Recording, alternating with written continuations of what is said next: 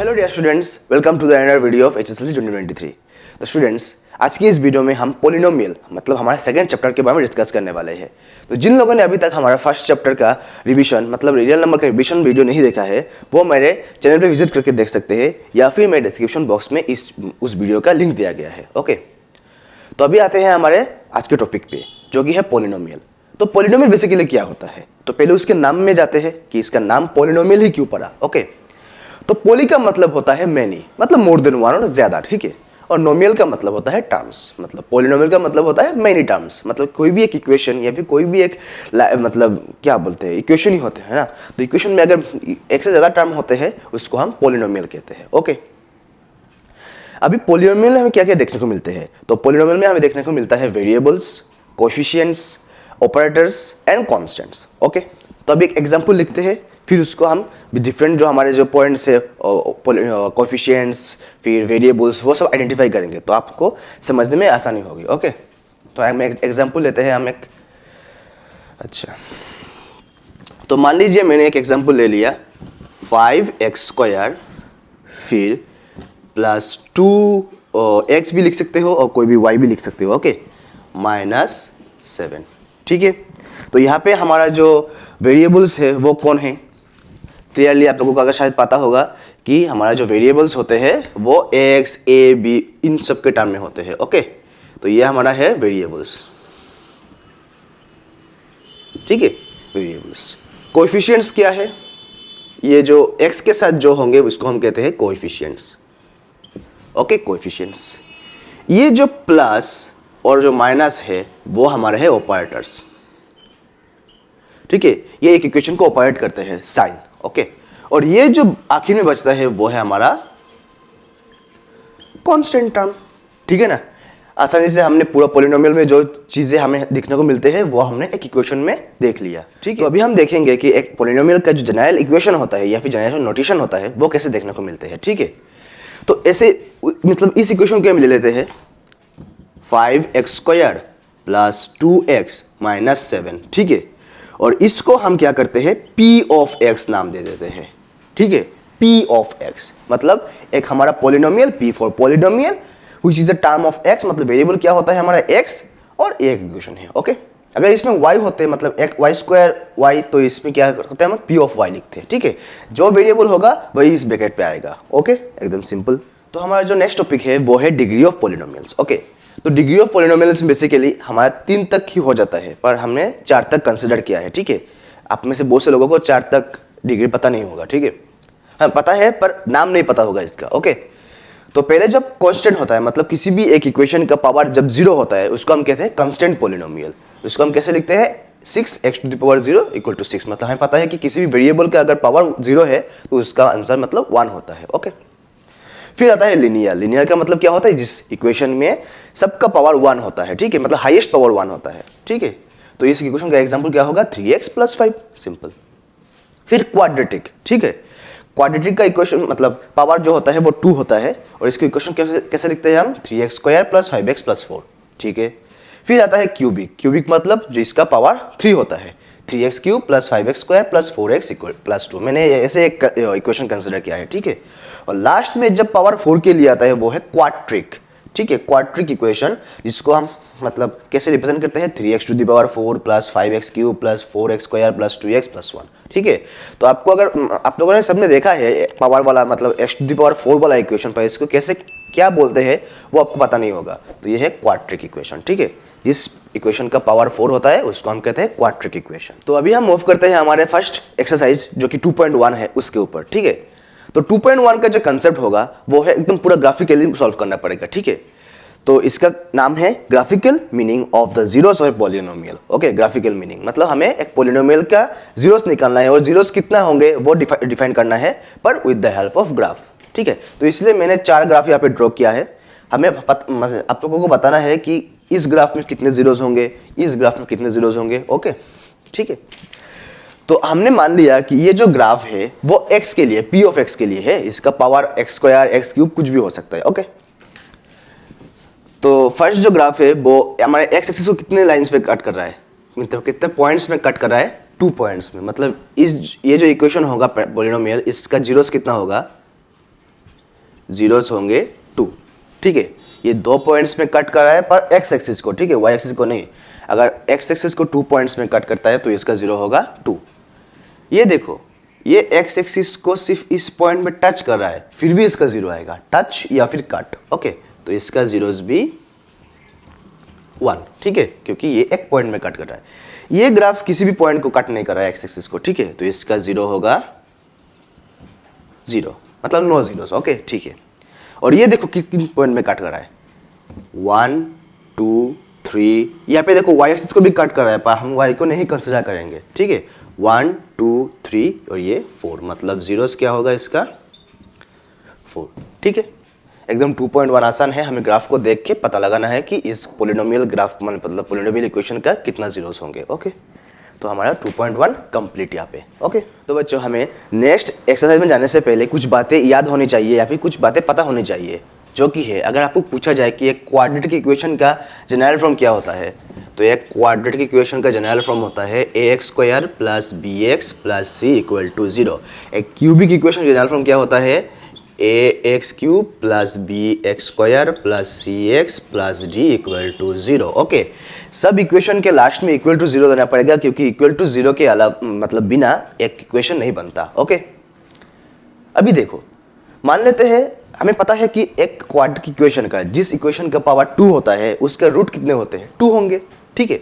तो हमने मान लिया कि ये जो इक्वेशन है इसका रूट हम मान लेते हैं अल्फा और बीटा, ओके। ये 2 रूट्स है, मतलब हमारे फर्स्ट इक्वेशन का ये 2 रूट्स है। तो अगर हम पूछे कि इन रूट्स का इस इक्वेशन के कोएफिशिएंट के साथ क्या रिलेशन है, ठीक है, विच आप पता होना चाहिए ना, क्योंकि प्रॉब्लम सॉल्व में यूज होगा, ओके। तो अगर हम 2 रूट्स को प्लस करते हैं, मतलब सम ऑफ द रूट्स, तो क्या आएगा, जो हमारा x का कोफिशिएंट है मतलब b, उसके साथ माइनस और डिविजिबल बाय हमारा x² का कोफिशिएंट, मतलब हमारा जो मिलेगा वो है minus of coefficient of x divided by coefficient of x², okay. और जो प्रोडक्ट्स होते हैं, मतलब 2 रूट्स का हम अगर प्रोडक्ट करते हैं तो हमारे पास आएगा c/a, ओके। तो c मतलब कांस्टेंट टर्म और ये वाला हमारा सेम रहेगा कोएफिशिएंट ऑफ x², ओके। ये तो हो गया क्वाड्रेटिक इक्वेशन वाला। अगर हम क्यूबिक इक्वेशन के लिए भी करें अल्फा मतलब रूट्स और कोफिशिएंट्स के बीच रिलेशन, तो क्या आएगा देख लेते हैं, ठीक है। अच्छा, तो हम मान लेते हैं कि हमारा जो क्यूबिक इक्वेशन है उसका 3 रूट्स होंगे, क्योंकि हाईएस्ट पावर 3 है तो इसका रूट्स भी हमें 3 मिलेगा। तो अल्फा, बीटा और गामा ले लेते हैं, ठीक है। ये क्यूबिक इक्वेशन के 3 रूट्स है। जब हम alpha plus beta plus gamma करेंगे, मतलब सम ऑफ द 3 रूट्स, तो हमें क्या मिलेंगे, सिम माइनस b/a, मतलब minus of coefficient of x² by coefficient of x³। इस बार थोड़ा चेंज हो गया है, ठीक है। फिर हम अगर ऐसे करते हैं alpha beta plus beta gamma plus gamma alpha, तब हमारे पास आएगा c/a, मतलब हमारा x का कोफिशिएंट मतलब coefficient of x, coefficient of x bye coefficient of x³। और लास्ट में अगर हम तीनों को अगर मल्टीप्लाई करते हैं, मतलब प्रोडक्ट ऑफ द 3 रूट्स, ठीक है, तब हमारे पास आएगा माइनस ऑफ d/a, मतलब minus constant term by coefficient of x³, ठीक है ना। सिंपल फॉर्मूला से आप लोग याद कर लेना इसको, क्योंकि हमारे प्रॉब्लम सॉल्व में बहुत यूज होंगे, ओके। तो अभी हम हमारे नेक्स्ट टॉपिक में मूव करते हैं, जो कि है डिवीजन ऑफ पॉलिनोमियल। तो हमारा जो डिवीजन ऑफ पॉलिनोमियल है वो एकदम सिमिलर है हमारे जो रियल नंबर्स में पढ़ा था यूक्लिड डिवीजन, एकदम सिमिलर है, ठीक है। तो पहले देख लेते हैं कि डिवीजन ऑफ पॉलिनोमियल में क्या कहा गया है। If p of x and g of x are any two polynomials, ठीक है, मतलब p ऑफ x और g ऑफ x हमारे पास कोई भी दो पॉलिनोमियल दिया गया है with g of x not equal to 0। Simple, जिस पॉलिनोमियल से हमें इसको डिवाइड करना है वो अगर 0 हो गया तो डिवाइड कैसे जाएगा, ठीक है। देन वी गेट और देन वी गेट ही होगा, then we can find polynomials जो कि है q of x and r of x, ठीक है ना।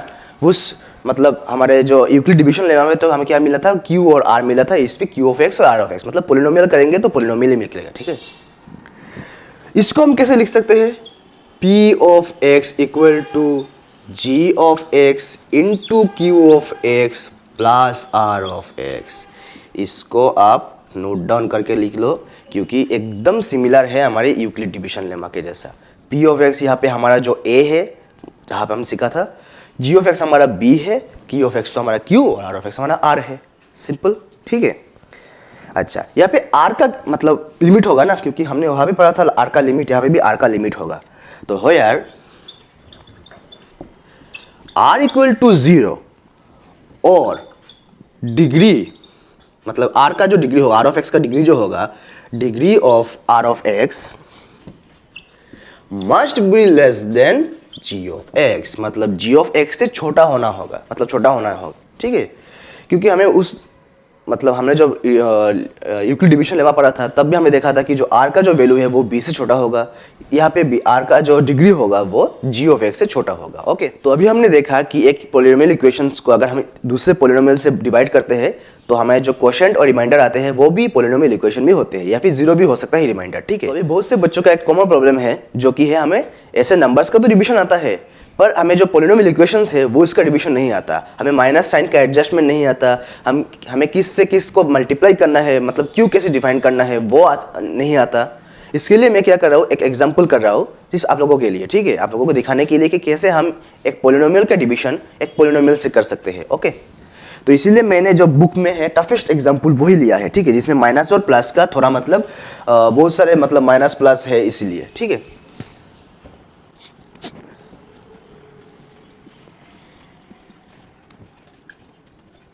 ठीक है, हमने एक एग्जांपल ले लिया कि हमें minus x cube plus 3x square minus 3x plus 5 को किस से डिवाइड करना है, minus x square plus x minus 1 से, ठीक है। तो यहाँ पे हमारा px कौन है, px हमारा ये है और gx हमारा ये है, तो हमें क्या फाइंड करना है, q ऑफ x और r ऑफ x, ठीक है। तो ऐसे डिवीजन मतलब पॉलिनोमियल डिवीजन में हमें हमेशा याद रखना पड़ेगा कि हमें फर्स्ट इस एलिमेंट को डिवाइड माइनस करना है, मतलब इसको एलिमिनेट करना है, पूरा गायब कर देना है, यही हमारा एम होना चाहिए, ठीक है। तो पहले हमें किसको गायब करना होगा, माइनस एक्स क्यूब को, और हमारे पास दिया किया गया है माइनस एक्स स्क्वायर। देखो माइनस माइनस ऑलरेडी हमारे पास है, ठीक है, तो हमें माइनस नहीं चाहिए, हमारे पास माइनस ऑलरेडी है, सिर्फ हमें क्या चाहिए, यहाँ पे x को यहाँ पे एक्स स्क्वायर, मतलब और x होने से मतलब कम हो जाएगा, मतलब और x होने से कम हो जाएगा। तो हम क्या करेंगे, सिर्फ x से इसको मल्टीप्लाई कर देंगे। तो इसको अगर x से मल्टीप्लाई करते हैं तो क्या आएगा, माइनस एक्स क्यूब। फिर बच्चे बहुत सारे गलती करते हैं कि इस x से ये हो गया, बस इसका काम खत्म, पर ये दो नंबर भी बचे हैं ना, ये पॉलिनोमियल्स के जो टर्म्स बचे हैं इनको तो मल्टीप्लाई करना पड़ेगा, मतलब इससे इसको किया, इससे इसको करोगे, इसके इसको करोगे, ठीक है। तो हमने x से माइनस एक्स को कर दिया तो हमारे पास आया माइनस एक्स क्यूब। हम अगर x से x को करेंगे तो क्या आएगा, एक्स स्क्वायर, ओके, और x से अगर माइनस 1 को करेंगे तो हमारे पास आएगा माइनस एक्स। और एक गलती जो बच्चे करते हैं वो क्या करते हैं, मतलब टर्म्स के नीचे टर्म नहीं बिठाते, यहाँ पे अगर एक्स स्क्वायर है तो इसको यहाँ पे बिठाएंगे, या फिर अगर हम लोगों को सीरियलिटी मेंटेन नहीं कर रहा, मतलब अगर हमें यहाँ पे x से इसको मल्टीप्लाई करने के बाद एक्स स्क्वायर ना मिल के x मिलता तो हम क्या करेंगे, इसको साइड में बिठाएंगे। बहुत सारे बच्चे क्या करते हैं कि एक्स स्क्वायर नहीं मिल रहा और हमारे पास x आया है मल्टीप्लाई करने के बाद, हमने क्या किया, एक्स स्क्वायर के नीचे x बिठा दिया। कैसे होगा ये, क्योंकि दोनों का पावर तो सेम नहीं है। ये सब बातें आप लोगों को ध्यान रखना पड़ेगा, ओके। अभी क्या करना पड़ता है कि डिवीजन में माइनस करना पड़ता है, तो हमने माइनस किया तो सिर्फ इस वाले रो का मतलब नीचे वाले रो का साइन चेंज होगा, ऊपर वाले का कुछ नहीं होगा, ठीक है। तो अगर माइनस से माइनस को करते हैं तो क्या होगा, प्लस हो जाएगा, माइनस से प्लस को करेंगे तो माइनस हो जाएगा, माइनस से माइनस करेंगे तो प्लस हो जाएगा, ठीक है। तो देखो ऊपर प्लस सॉरी ऊपर माइनस नीचे प्लस, ठीक है। अभी इसको मत देखना, ये न्यू साइन को देखो। तो ऊपर माइनस नीचे प्लस मतलब ये कैंसिल हो गया।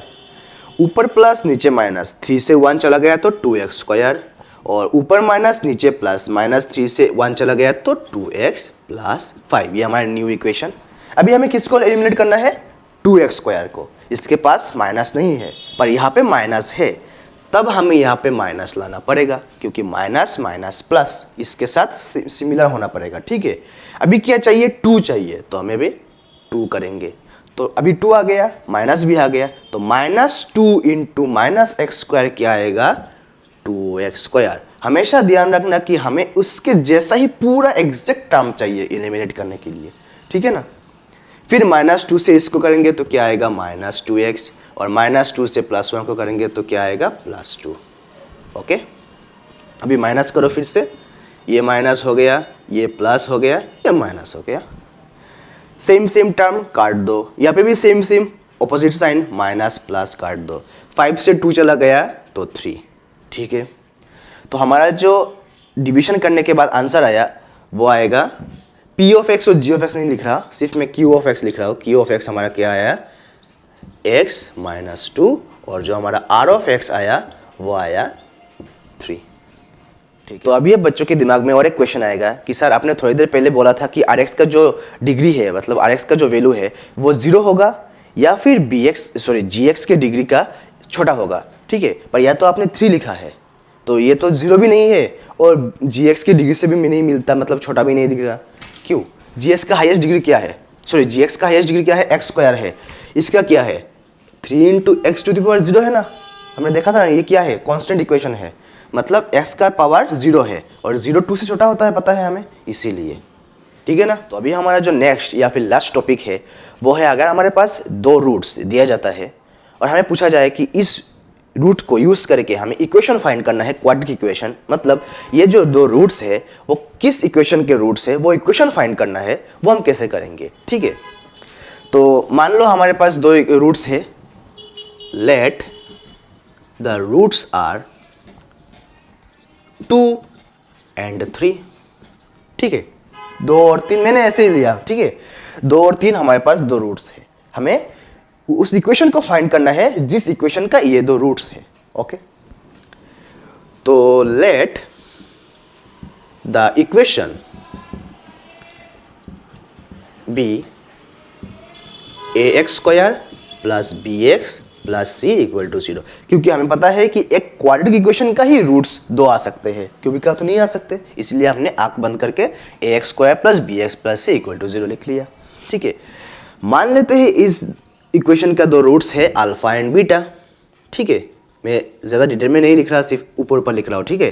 अल्फा एंड बीटा इस 2 इक्वेशन का रूट है, मतलब क्या होगा? ये जो अल्फा है ये हमारा 2 है, और ये जो बीटा है हमारा 3 है, ठीक है। आप अल्फा को 3 भी मान सकते हो, बीटा को 2 भी मान सकते हो, ये आपके ऊपर है, ओके। तो हमें क्या करना पड़ेगा? पहले अल्फा प्लस बीटा मतलब सम ऑफ 2 रूट्स निकालना पड़ेगा। तो सम ऑफ 2 रूट्स क्या होगा हमारे पास? Like 2 + 3 equal to 5। हमारे पास सम ऑफ रूट्स क्या होगा? 5, और प्रोडक्ट ऑफ रूट्स क्या होगा हमारे पास? 2 × 3 इक्वल टू 6, ओके। तो हमें पता है कि हमारा जो इक्वेशन बनता है वो क्या होता है? एक्स स्क्वायर, ठीक है, x square minus sum of roots into x plus product of roots equal to 0। ये आप लोग नोट डाउन करके लिख लो कि अगर हमारे पास ऐसे क्वेश्चन दिया जाता है कि 2 रूट्स दिया जाए और बोला जाए कि हमें इक्वेशन निकालना है, तो ये वाला इक्वेशन ज़्यादा यूजफुल है, ठीक है। तो अभी x square minus sum of roots कितना है हमारे पास? 5x, और product of roots 6 equal to 0। यही हमारा required equation of the 2 roots है, ठीक है। तो आई होप आप सबको आज का वीडियो अच्छा लगा होगा। इस वीडियो में हमने हमारा जो सेकंड चैप्टर है पॉलिनोमियल, इसका एकदम बेसिक से पूरा मतलब फाइनल जो ओवरव्यू है हमने देख लिया है। इस वीडियो के लिए बस इतना ही। आई होप आप सबको आज का वीडियो अच्छा लगा होगा। अगर अच्छा लगा है तो इस वीडियो को लाइक करके अपने दोस्तों के साथ शेयर कर देना, और अगर आप इस चैनल पे नए हैं तो इस चैनल को सब्सक्राइब करके बेल आइकन को दबा देना। इससे क्या होगा, मैं अगर इन फ्यूचर कोई वीडियो अपलोड करता हूँ तो इसका नोटिफिकेशन आपको मिल जाएगा। ठीक है, तो हमारा जो नेक्स्ट वीडियो होगा वो हमारे 3rd चैप्टर के ऊपर होगा। ठीक है, तो आज के लिए बस इतना ही। Thanks for watching, bye bye, thank you.